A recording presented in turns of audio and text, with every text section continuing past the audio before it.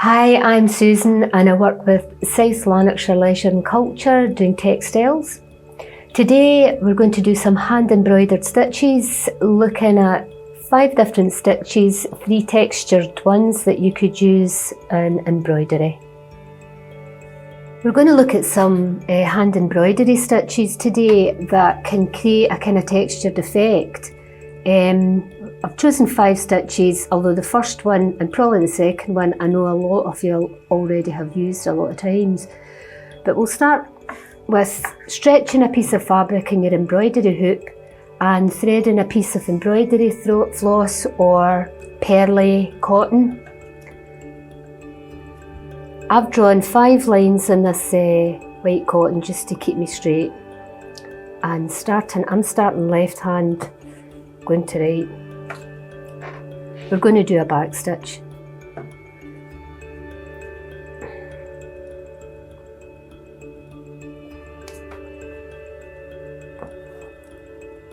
So back stitch is just like a running stitch with all the gaps filled in.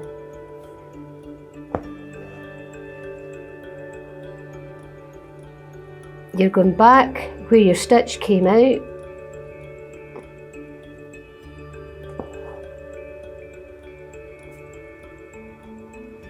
And then trying to get the stitches fairly even. This stitch is quite good for drawing lines, for going round an outline, for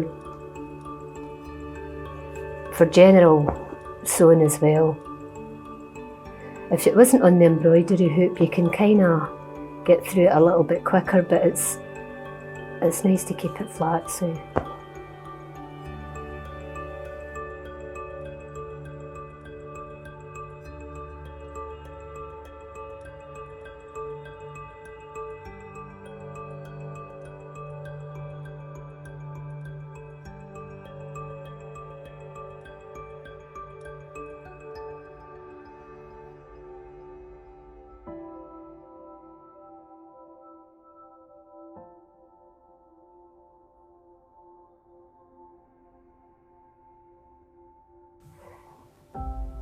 You're trying to get the stitches as uniform as you can, and you can use a little marker if you find it easier, or even just draw a couple of guides on your finger.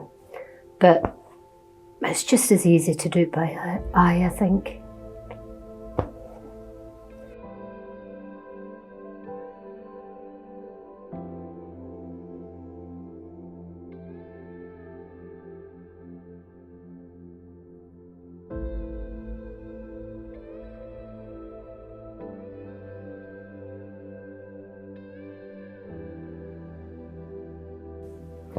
And to finish it off, just do one more stitch.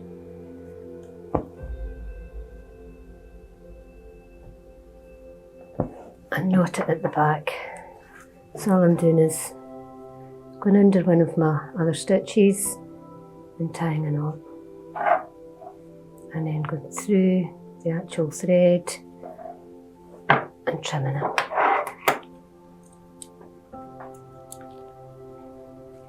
So that's a nice easy one to start with. The next one's very similar, a stem stitch, and that is a really nice kind of corded looking stitch. It's a little bit difficult to actually see it here because it just looks like a piece of thread stretched along. But again, this is a nice line stitch and great for drawing, outlining. So I'm going to do the same way to start. I'm taking one stitch and going just before I start again.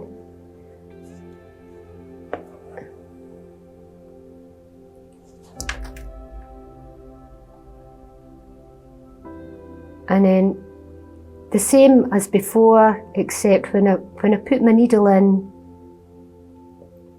I'm coming out where my working thread's coming out in my last stitch, or just as near as possible.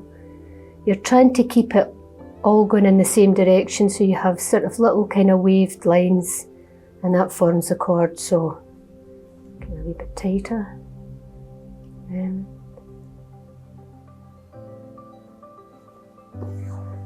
There we go. So not where my working thread's coming out, where my last stitch ends. And that will form the cord.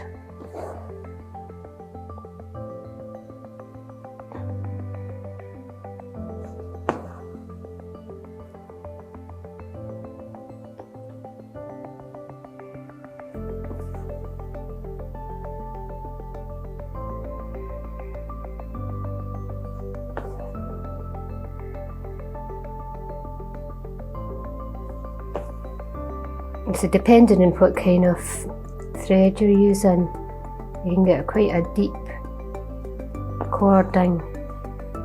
You can start to see that coming up now. So where your last stitch ended.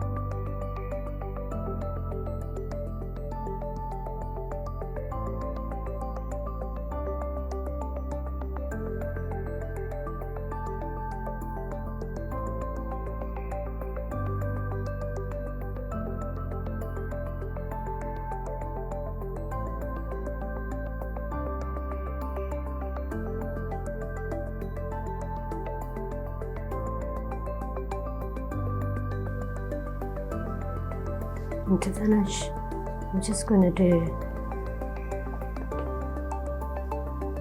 my one stitch. Instead of taking a full stitch, I'm going back into the same hole as I came out.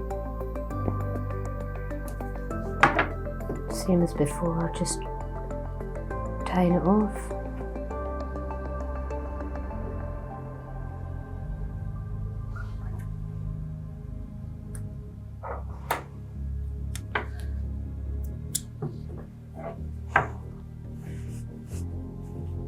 And that's a stem stitch.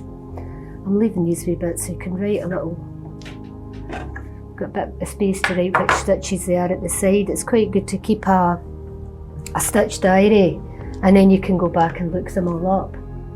Third stitch I'm going to do is called Palestrina stitch, or sometimes a Palestrina knot, and it's a scalloped stitch of just a series of little knots. So I've got a thicker thread for this one this time. Taking one stitch, going in that direction, pull the thread through, going through that stitch, keeping my working thread out the road, and pulling it, and there should be a kind of a Y bit, so you're going to the right hand side of that Y, lifting under the thread. Putting your thread around the needle like a chain and forming a knot. And depending on how far the stitches are apart is what kind of effect you're going to get. So you want it quite close together.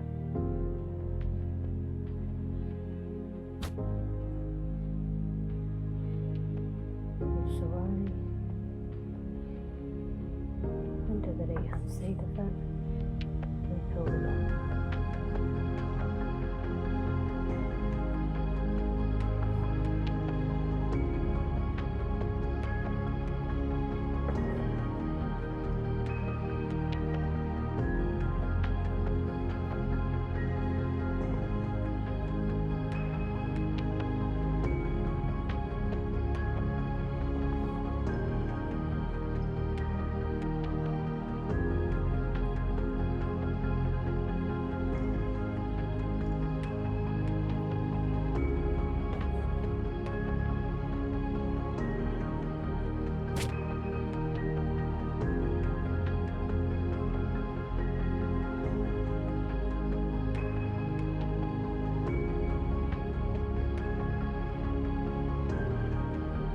Stitches are quite nice and edging, or a braid.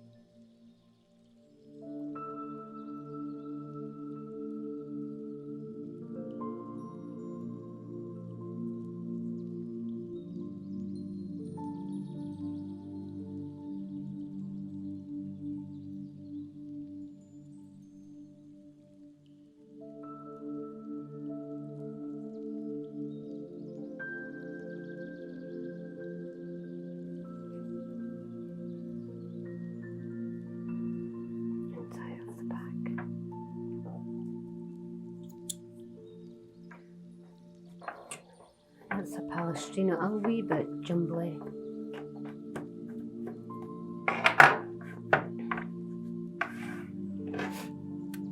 So for the fourth stitch is a scroll stitch. This is a completely different look depending on the thickness of thread you're using. It's kind of like a scribble or a wave, an upside down wave. So it can be quite a handy stitch for a variety of things, in a trim or on an edge or just in embroidery. So just using an ordinary full strand embroidery floss.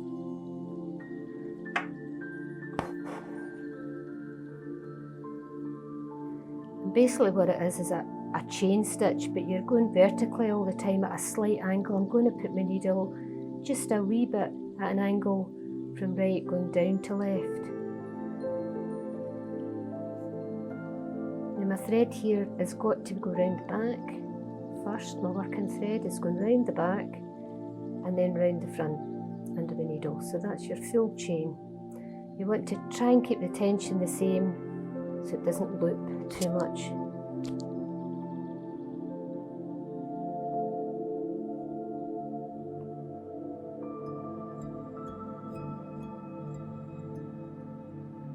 Round the back, round the front, hold on with your thumb.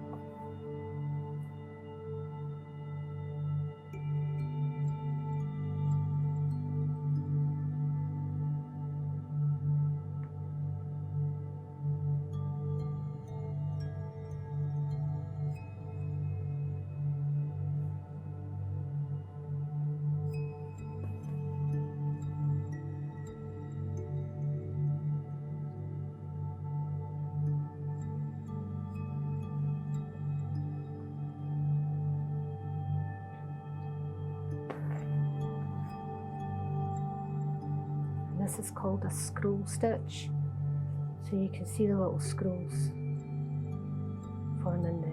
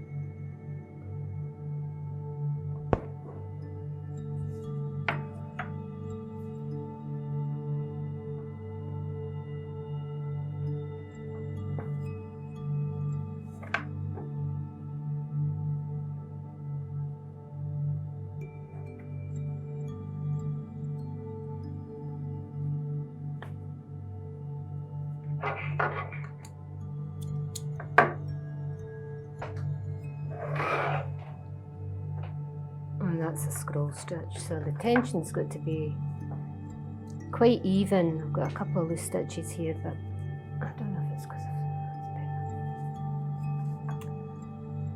Final stitch is going to be a turkey knot stitch, which can be done in loops, just left, or you can have it as a fringing, or you can bunch them together and have a kind of tassel effect. It's sometimes called Victorian rug knotting or just rug knot stitch. I'm going to use a full piece of embroidery floss, not split at all. I'm starting with a knot at the back because it makes it slightly easier. So I'm taking one back stitch right to where my thread is coming out and leaving a loop. So you can just gauge them because I'm going to trim these ones down. I'm then going back into where my thread went in, just before it, if you can't get right into that, even just before it, and another back stitch, and I'm going to pull that one tight, and that secures the loop in place. And I'm going to back stitch and holding onto the loop, and then just over another back stitch. So you should have a row of loops and a row of back stitching. Mine's, I do mine's overlapping, but you can sometimes see people doing single loops in their own, but because I'm looking for texture, I think it's nicer if it's overlapped.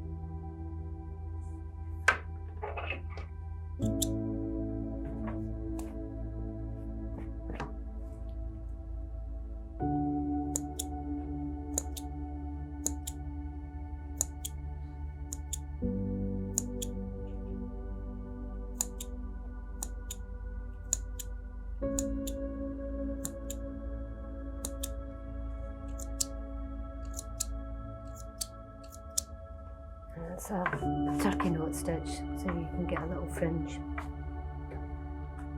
So to practice these stitches, I think a good way to do it is just to draw maybe an outline of a letter or a shape and embroider around it. So for this one, I've just done an initial. I just downloaded initial off the computer and then just drew a load of kind of wobbly looking flowers around it. I've used the turkey knot stitch to make the tassel in the middle, so that is just a series of rows in a circle or near enough, and all the loops are then cut off and turn quite fluffy. So for example, you could do, say, if a heart, And then you're going to do some just wobbly shapes, like big jellies, and then you can cut them into petals.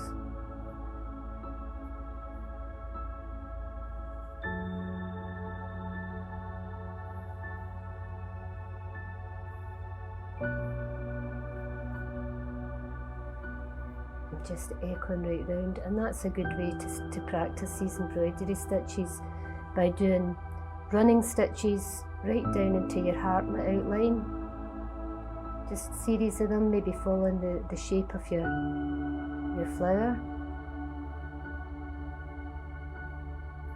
and using one of the